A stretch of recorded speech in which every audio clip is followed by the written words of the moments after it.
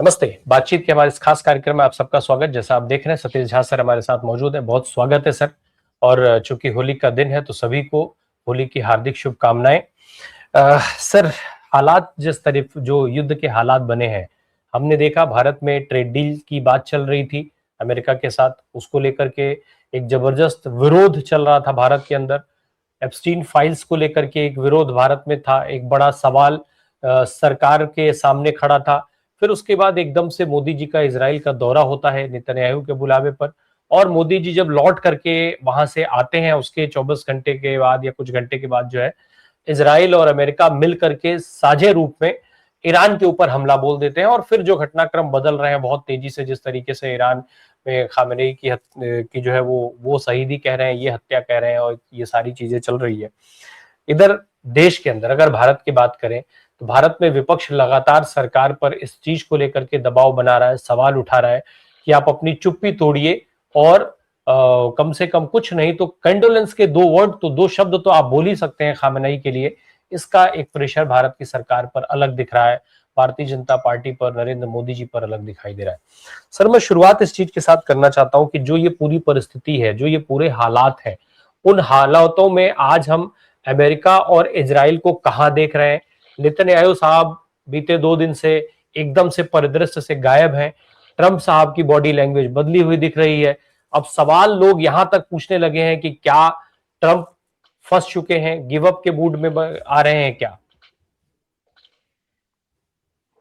देखिए, ट्रंप ने सोच समझ के काम किया है। उनको मालूम है कि अगर नेतन्याहू इसके खिलाफ जाएंगे तो हो सकता है उनका और कैनेडी का हाशिया एक तरह का हो। उनको ये पता है इजराइल अमेरिका को पूरी तरह कंट्रोल करता है। इस बारे में अब अमेरिका के तमाम लोग मान चुके हैं। उसका कोई इलाज नहीं है जब तक कि हम कोई बड़ी बात नहीं करते।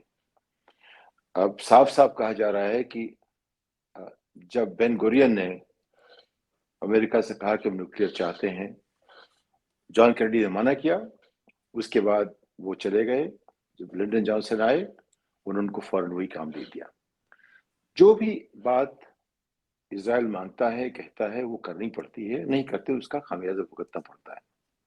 ये बात अब सबको साफ हो चुकी है। इसलिए कोई भी राष्ट्रपति, नेतन्याहू ने जिस तरह बदतमीजी की थी बाइडेन से और बराक ओबामा से, वो नहीं कर सकता था अगर उसके पास ताकत नहीं होती। वो खुद कह चुका है। उसके वीडियोज हैं, आप देख सकते हैं। ये वेरीफाइड वीडियोज हैं जो कहता है अमेरिका तुम्हारी मुट्ठी में है। वो खुद कह चुका है। ये चीज दिखाई गई होंगी ट्रंप को भी, लेकिन उनको पता है एक नंबर। दूसरा ये है कि ट्रंप अपने आप में भ्रष्ट आदमी है। भ्रष्टाचार की पराकाष्ठा बैठा हुआ है। जिस आदमी ने जिस अमेरिका में एक गोल्फ के टिकट के लिए एक एक हाँ, गोल्फ के टिकट के लिए एक गवर्नर को 3 साल जेल में डाल दिया गया। वहां पे इस आदमी ने $400 बिलियन का हवाई जहाज ले लिया। अपने बेटी को चीन से पैसे 1 बिलियन दिलाए, अपने दामाद को 2 बिलियन सऊदी अरेबिया से दिलाए। तो ये लड़ाई इस बात की है कि उसे बहुत पैसे दिए गए हैं लड़ाई के लिए। उस पैसे में तमाम देश शामिल हैं, उसके अपने इंटरेस्ट हैं, उसके लिए लड़ रहा है। और फिर उसने बोर्ड ऑफ पीस बना दिया। उसे पता नहीं कितने बिलियन आएंगे। उसका अध्यक्ष वो आजन्म रहेगा, मरते दम तक वो रहेगा, और वो सारे पैसे का इस्तेमाल उसकी मर्जी से होगा। तो यानी कि ये उसके लिए व्हाइट हाउस एक धंधा है और ये लड़ाई एक धंधा है। तो अब देखिए, एक तो डर है कि नहीं करेंगे तो मारे जाएंगे। दूसरा ये है कि हमारे पास ये धंधा भी चल रहा है, तो बहुत अच्छी बात हो गई। तो हम वही करते रहेंगे जो नेतन्याहू कह रहा है। इस तरह का डर बैठ चुका है। इस तरह की चर्चा हो रही है। अमेरिका को समझना है अगर आज की तारीख में, तो ट्रंप का सबसे जो सहयोगी पत्रकार था, वो एक तो शॉन हेनेटी था, दूसरा टकर कार्लसन। टकर कार्लसन इस विषय पे पूरी तरह से ट्रंप का विरोधी है। वो कहता है इजराइल एक आतंकवादी देश है, इसके राज्य को डिसमेंटल करना चाहिए। जो बात चीन कह रहा है, चीन का राष्ट्रपति कहता है, वहां का विदेश मंत्री कहता है, वही बात टकर कार्लसन कहता है। प्रोफेसर जेफरी सैक्स जो अमेरिका के शायद सबसे प्रसिद्ध प्रोफेसर में से हैं, करीब उन्हें 60 राज्याध्यक्षों, राष्ट्राध्यक्षों को सलाहकार रहे हैं उनके साथ। वो कहते हैं कि जब तक इजराइल है तब तक अमेरिका की स्थिति सुधर नहीं सकती। और इजराइल ने पूरी तरह कब्जा कर लिया है सेनेट पे, हाउस पे, राष्ट्रपति पे, पूरी व्यवस्था पे, राज्यों पे, और जो कानून बन रहे हैं वो इस तरह एक तरफा है, समझ में नहीं आता। अमेरिका का झंडा जला सकते हैं आप, कुछ नहीं होगा आपको। अगर इजराइल का झंडा आपके जूते के नीचे आ गया तो आपको 5 साल की सजा हो जाएगी। ये जो इजराइल को भगवान के पास और अमेरिका को इंसान हम्म। के पास खड़ा कर छोड़ दिया है, ये जो हुआ है कैसे हुआ है, इसके पीछे अमेरिका, इजराइल, जो पीएससी होती है, पॉलिटिकल एक्शन कमेटी, उसका बहुत बड़ा हाथ है। उन्होंने सारे कांग्रेसमैन, सारे सेनेटर्स को पैसे देके क्या कहते हैं, इलेक्शन लड़वाए हैं। और उसके अलावा दूसरा नंबर होता है ब्लैकमेल का, तीसरा होता है ये जो अगर आप नहीं करेंगे तो फिर आपकी जान को खतरा है। अभी कई बार कहा गया है स्पीच में कि टकर कार्लसन कब तक रहेंगे। चार्ली कर्क के बाद ये सब चीजें सामने आ गई हैं। चार्ली कर्क का जाना अपने आप में एक माइलस्टोन है। उसके जाने के पहले ये जो मैं बात कह रहा हूँ ये कहना मुश्किल था, कह नहीं सकते थे। उसके जाने के बाद ये बहस खुल गई है, अमेरिकन लोग कह रहे हैं। अब 70% लोग ईरान के साथ लड़ाई के खिलाफ हैं।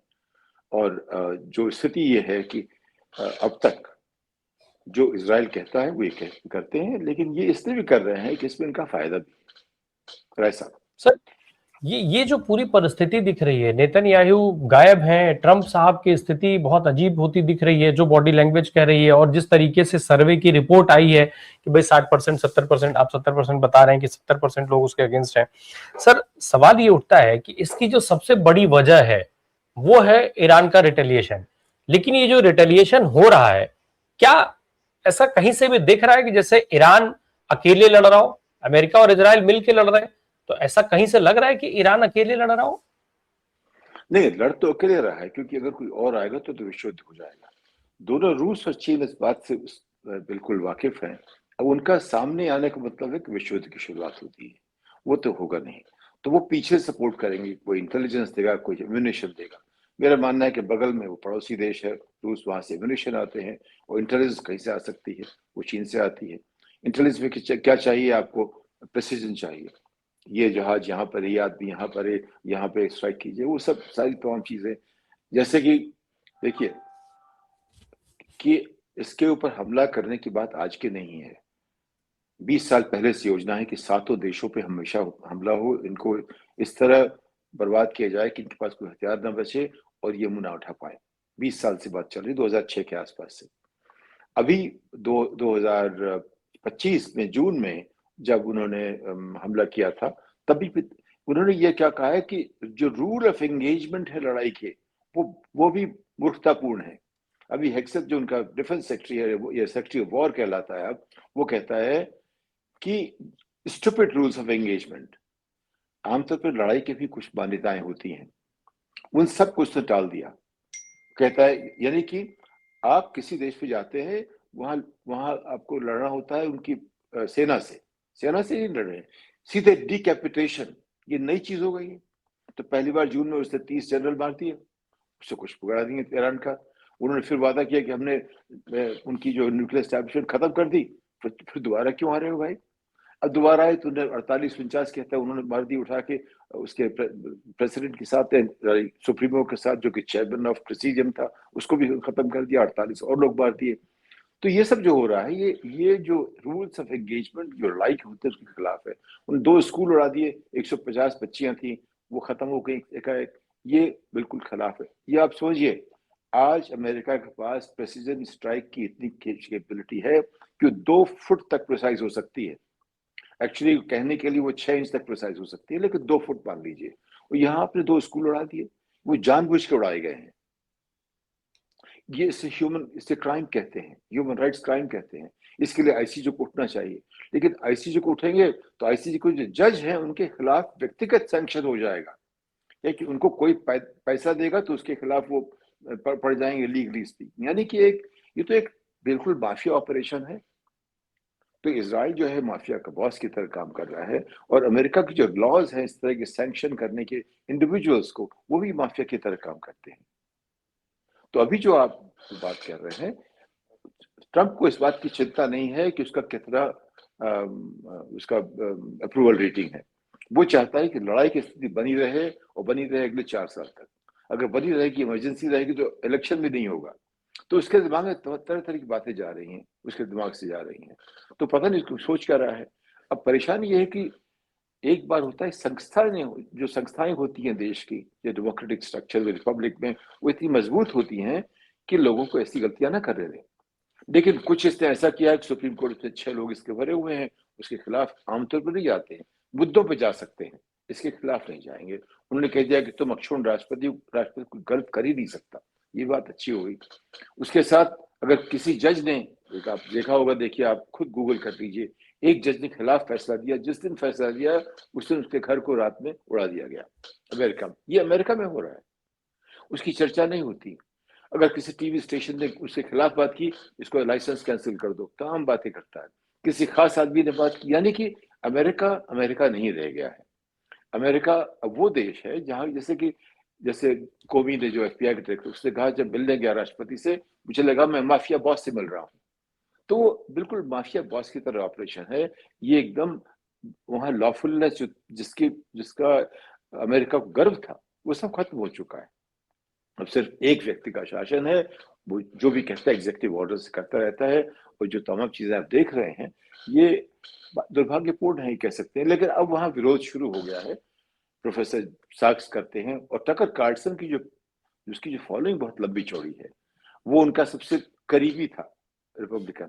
लेकिन चार्ली कर्क की मृत्यु के बाद वो बिल्कुल उल्टी तरफ आ गया। उसने कहना शुरू किया कि नेतन्याहू ने चार्ली कर्क की हत्या करवाई है, उसके पीछे ये वजह थी उसकी, क्योंकि वो कह रहा था कि जो 7 अक्टूबर की जो बात थी वो नेतन्याहू ने खुद करवाई थी। 7 अक्टूबर 2023 की बात उसने खुद कराई थी, क्योंकि कहता, छोटी सी बात थी, कहता है कि हवाई जहाज कोई वहां जाके लौट के आता 45 मिनट में, अब के 6 घंटे तक आपने कुछ किया ही नहीं। वो एक तो परिंदा घुस नहीं सकता, तो घुस कैसे गए? तो उन्होंने कैसे वायरस में मार दिए? ये आपने खुद करवाया है, और इसलिए करवाया है कि उसका सारा का सारा दोष दूसरे पर डाल के आप गाजा को खत्म कर दिया। उसके पीछे क्या था?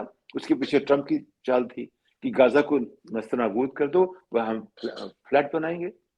तो ये सब सारी बातें हो रही हैं। लोगों ने ये आतंकवाद और जो उनकी जो एक कैपिटलिस्ट लालच है, उन सबको जोड़ करके एक ऐसा माहौल बनाया है जो कल्पना के परे था।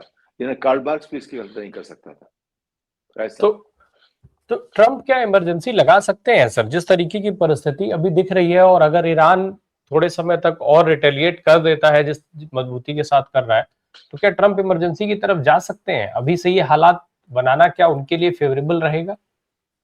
देखिए, इमरजेंसी में ये होता है कि जब भी प्रेसिडेंट कोई बात कहता है तो उसको एक कांग्रेस का अप्रूवल भी चाहिए। हम्म। अगर वो तो नहीं मिलेगा, वो इमरजेंसी पावर्स तो उसको नहीं मिल पाएंगे। अभी तो जो पावर्स ऑफ वॉर होती है, वॉर पावर्स, उसी बात हो रही है। आज शायद बात होगी, क्योंकि आज बुलाया गया है संसद को, सेनेट को और कांग्रेस को। आज बात होगी। तो इतना डिक्लेयर करना आसान नहीं होता। वो तभी हो सकती है जब मान लीजिए इमिनेंट डेंजर अपने देश पर हो। अब जनरल से कह दिया है कि ऐसा तो नहीं है, ईरान से कोई खतरा नहीं था, मैं किसी देश से खतरा नहीं है। जब खतरा नहीं तो इमरजेंसी कैसे करोगे?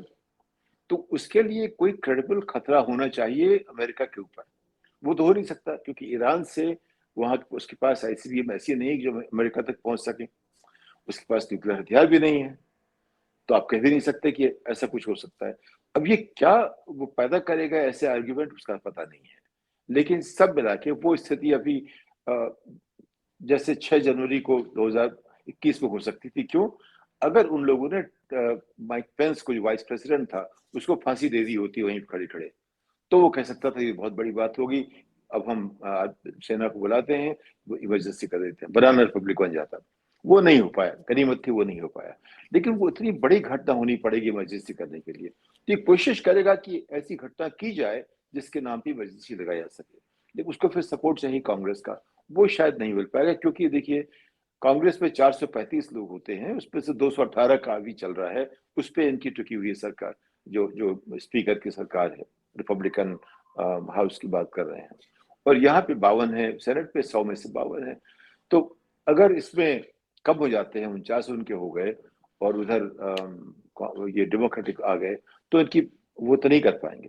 लेकिन नवंबर तक अगर कुछ कर जाते हैं तो बहुत अमेरिका को जगना पड़ेगा, अमेरिका सड़क पे आ जाएगा, फिर तो बातें अलग हो जाएंगी। पैसा। सर हम जो चीज देख रहे हैं, जो परिस्थितियां दिख रही हैं अब, तो जैसे शुरू में गल्फ कंट्रीज पर जब अटैक हुआ तब ये कहा गया कि अब गल्फ कंट्रीज एक हो करके और इसराइल अमेरिका के साथ खड़ी हो जाएंगी और वो ईरान के लिए बहुत बुरी सिचुएशन हो जाएगी। लेकिन अब गल्फ कंट्रीज ये सवाल उठा रही हैं कि ट्रंप का पूरा फोकस केवल इजराइल को बचाने पर है, उन्हें कोई फर्क नहीं पड़ रहा है कि गल्फ कंट्रीज में किस तरीके से हमले हो रहे हैं। गल्फ कंट्रीज में जो अमेरिकन एयरबेस था वहां पर उनको ध्वस्त कर रहा है ईरान। ऐसे में थोड़ा बहुत असर गल्फ कंट्रीज के इन देशों में भी पड़ रहा है। तो ये जो विरोध शुरू हुआ है, इसको कैसे देखा जाए? ट्रंप और नेतन्याहू के लिए ये परिस्थितियां कैसी हो सकती हैं? क्या गंभीरता हो सकती है इसमें? देखिए, ठीक है, सब जानते हैं कि इजराइल जो है सबके ऊपर है, वो भी जानते हैं उसके साथ क्यों इसीलिए है, इसीलिए उसका विरोध कर नहीं पाते कि उसके पास अमेरिकन ताकत है। लेकिन जब इस स्थिति में वो देख रहे हैं कि अमेरिका उनका सपोर्ट नहीं करेगा, अमेरिका का इंटरेस्ट किसी भी देश में नहीं है। जिन्होंने उसको पैसे दिए ट्रंप को, उनको सपोर्ट करेगा, लेकिन इसराइल के सामने उनका सपोर्ट नहीं कर सकता। तो वो उनका दोयम दर्जे का की जगह है। लेकिन उनके सपोर्ट करने न करने से लड़ाई पे कोई असर नहीं पड़ने वाला है। वो क्योंकि वो ईरान को सपोर्ट नहीं करने वाले हैं। उस इजराइल को सपोर्ट ना करे, अमेरिका को ना करे, इजराइल को सपोर्ट नहीं, ईरान को सपोर्ट नहीं करेंगे। ईरान की स्थिति ये है कि उसको हथियार कहीं से और से चाहिए, लेकिन वो थोड़ा इंटेलिजेंटली काम कर रहे हैं। उनको बड़े हथियार नहीं चाहिए, छोटे छोटे $1000 के ड्रोन से वो $500 मिलियन का जहाज खत्म कर देंगे। तो उन्होंने वो चीजें सीखना शुरू की हैं और उनको सपोर्ट मिलेगा, जो जो असला मिलेगा, वो आएगा रूस से। उनको कोई तो देश चाहिए, तो रूस ही बना सकता है। यूरोपियन यूनियन की स्थिति ऐसी नहीं है कि ट्रंप के सामने खड़ा हो चाहे।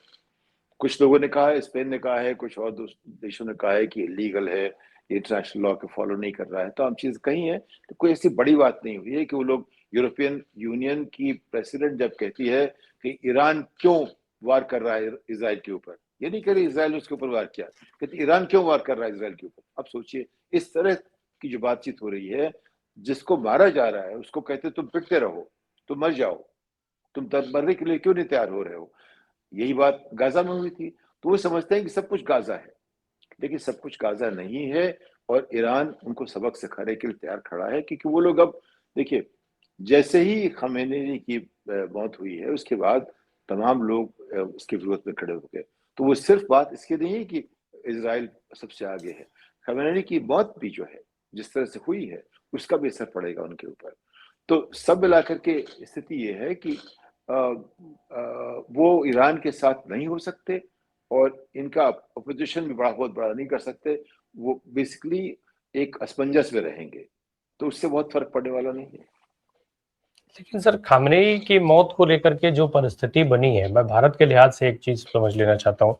जो चुप्पी भारत की सरकार ने साध रखी है खामनेई की मौत पर, और बाकी इसके अलावा यूएई से लेकर के और इजराइल तक जिस तरीके से प्रधानमंत्री ट्वीट कर रहे हैं, मैसेजिंग कर रहे हैं, इसका लॉन्ग टर्म राजनीति पर अगर हम देखें, विदेश नीति के मामले के तौर पर, विदेश नीति के तौर पर देखें, तो भारत के ऊपर क्या असर पड़ सकता है?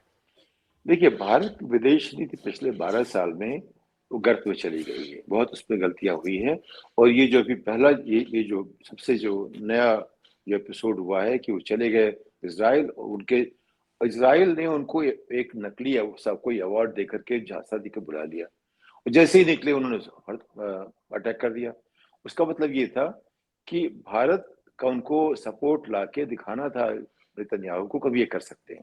दूसरा, उनके जनरल ने कल कहा, उन्होंने कहा कि हमारे जो डिफेंस जो इक्विपमेंट्स वगैरह हैं इनकी अब दुनिया में मांग होगी और हम उसे बेचेंगे। तो किसी ने कहा कि बनाओ कहाँ से, तो हमारे एक 140 करोड़ मजदूर है ना हिंदुस्तान में, वो बनाएंगे उसको। तो अब वो हिंदुस्तान को इस तरह देख रहे हैं जैसे उन्होंने पूरा हिंदुस्तान काबिज कर लिया है। ये भी बात चल रही है वहां पे। तो ये जो है, हंस हंस की बातें हो रही हैं टीवी के ऊपर, जैसे कि पार्टी का माहौल बना हुआ है कि हमने ये खमेनी को मार दिया। उसके बाद इस तरह की बातें हो रही हैं, बड़ी खुशी के साथ बातें हो रही हैं। तो जो माहौल बन गया है अब हिंदुस्तान के प्रधानमंत्री के पहुंचने पर इजराइल इस तरह से, उससे चीजें कुछ खराबी हो गई है, नंबर एक। नंबर दो, ईरान हमारा एक स्टेट फास्ट दोस्त रहा है, बहुत अरसे से दोस्त रहा है। एक जमाने में इसने 14,000 करोड़ रुपए हिंदुस्तान को हिंदुस्तान जरूरत थी। एक जमाने में इसने यूनाइटेड नेशंस में सैंक्शन से बचवाया हमें। वो सब बातें होती रही, लेकिन एक रिश्ता बहुत पुराना था, काफी घनिष्ठ रिश्ता था, हमारी कल्चरल टाइज रही हैं, हमारा पड़ोसी भी है, हमारे पाकिस्तान के लिए एक वो तुर्क भी हमारा हुआ करता था। लेकिन अब यह है कि ईरान को अपनी रक्षा करने के लिए चीन चाहिए। चीन का भारत से रिश्ता ऐसा है, एक तरह से तो अगर अगर ये हिंदुस्तान छोटा बनिया की दुकान है तो वो चीन वॉलमार्ट है, एक तो फर्क उस तरह का है। लेकिन हिंदुस्तान कहता है कि नहीं, हम बराबर हैं, हम उससे कम्पीट करेंगे, बहुत अच्छी बात है, करना चाहिए। लेकिन चूंकि चीन और ईरान का रिश्ता थोड़ा सा बेहतर हो गया है, तो हमारी जो उसके प्रति श्रद्धा थोड़ी कम हो गई है भारत की। एक तो ये हो गया, और लेकिन देखिए रूस से भी हमारा रिश्ता थोड़ा ढीला पड़ गया है। हम रूस हमारा हमेशा शाश्वत दोस्त रहा है 70-80 साल में, लेकिन वहां भी हम लोग कमजोर कर गए, उनके रिश्ते पाकिस्तान से अच्छे हो गए हैं।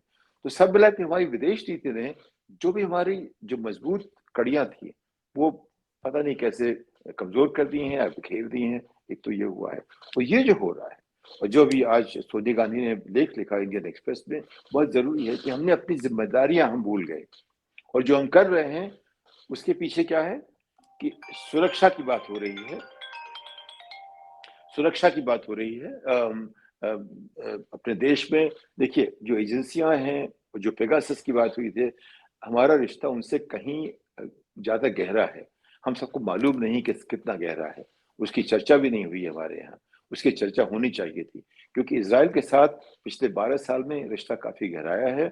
उस गहराई से जो है जनरल साहब कह सकते हैं कि 140 करोड़ जो ये हमारे मजदूर हैं हिंदुस्तान वाले, वो हमारा काम करेंगे, यहाँ तक बात पहुंच चुकी है। यानी कि उनका विश्वास इतना बढ़ गया है कि उस तरह से हमको देखना शुरू कर चुके हैं।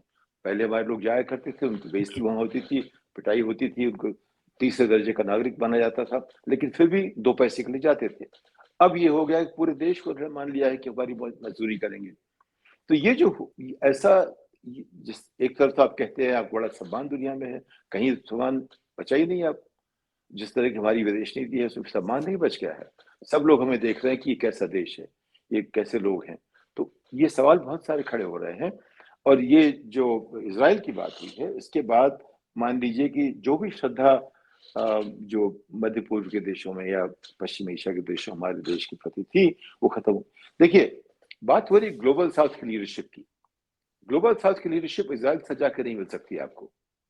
तो जिस दिन आपने इजराइल के साथ जाने का फैसला किया, ग्लोबल साउथ की लीडरशिप आपके हाथ से निकल गई, वो तो भूल जाइए। हम चाहते हैं, मुझे लगता है कि ब्रिक्स जो है वहां से भी शायद भारत को थोड़ा सा झटका लगेगा, क्योंकि अगर आप इस तरह व्यवहार कर रहे हैं तो उसके लायक नहीं बचे आप, क्योंकि वहां तो चीन और रूस भी हैं। वो कहेंगे कि आप इस तरह अगर दूसरे खेल में चले गए हो तो यहाँ से हट जाओ भाई। तो तमाम इससे जो है तमाम चीजें बदलने वाली हैं। ऐसा क्यों किया गया है, मुझे लगता है इसमें कुछ व्यक्तिगत चीजें बीच में हैं, उसका हमें अंदाज नहीं है, इसकी खबरें बाहर आई नहीं है। लेकिन कुछ चीजें हैं जो कि कॉन्स्पिरेसी के उस पे दायरे में चली जाती है। हम उसके बारे में जानते नहीं, हम वही कह सकते हैं जो देखा सुना पढ़ा है, जो सामने दिख रहा है। हम तारों को जोड़ सकते हैं, एक तस्वीर बना सकते हैं, लेकिन यहाँ जो दिख रहा है वहाँ कुछ चीजें ऐसी हैं जिसकी चर्चा हम बिना किसी अच्छे सबूत के कर नहीं सकते। ऐसा आज आज जो परिस्थितियां बनी हुई हैं, इससे पहले की परिस्थितियां पूरी तरीके से हाथ से निकल जाए, मुझे लगता है कि व्यक्तिगत आपके जो भी व्यक्तिगत अपराध हों, जहां भी आपकी कमजोर नसें दबी हुई हों, लेकिन उन सबकी कीमत इस देश से दुनिया का कोई भी दूसरा देश वसूल नहीं सकता है। आप इस देश को दांव पर लगाने की बजाय अपनी कुर्सी को दांव पर लगाइए, कुर्सी से किनारे हटिए और देश को आगे बढ़ने दीजिए उस सम्मान के साथ जिस सम्मान के लिए ये देश जाना जाता है। शायद ये सबसे बेहतर विकल्प है। रही बात ट्रंप साहब की, तो ट्रंप साहब फंसे हुए तो हैं, अब इस फंसे रहने के दौरान वो क्या क्या और हरकतें करते हैं, इस पर शायद दुनिया की निगाह लगी होगी। बहुत शुक्रिया सर, हमसे ये सारी जानकारियां साझा करने के लिए। Thank you so much. नमस्कार सर जी।